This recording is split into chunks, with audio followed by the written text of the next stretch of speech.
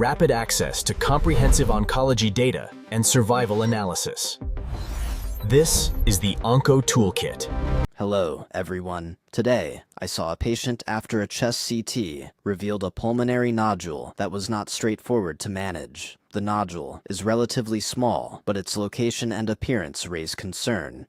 The key question is, should we continue CT surveillance, or does this patient need further investigation now? Let's use the BROC or PanCan nodule risk calculator to assess the probability of malignancy.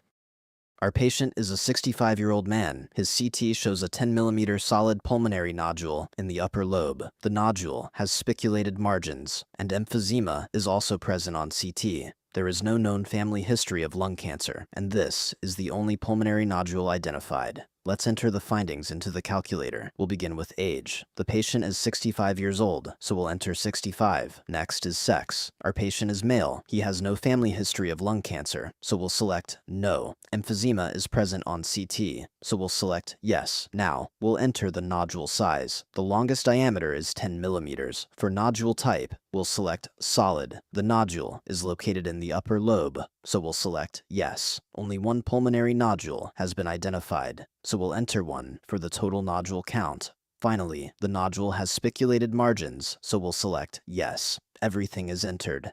Now, let's calculate the score. Here are the results. The estimated probability of malignancy is approximately 17%, placing this nodule above the 10% high-risk threshold shown in the reference data.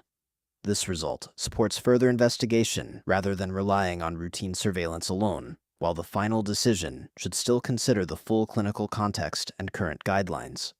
The clinical summary provides an easy-to-read overview of the result and highlights the features contributing to the risk estimate. To understand how the assessment was calculated, we can also review the calculator logic. The BROC model combines the patient's age and sex with the family history, emphysema, nodule size, type, location, total nodule count, and spiculation to generate the final probability. If you need to use the result elsewhere, select Copy to copy the assessment as plain text and paste it into your own clinical document. You can also enter a patient name and save the assessment within the platform. After saving, the case will appear in the Saved Results panel on the right-hand side, where previously stored assessments can be reviewed. If we scroll down, the reference data explains how the probability is grouped.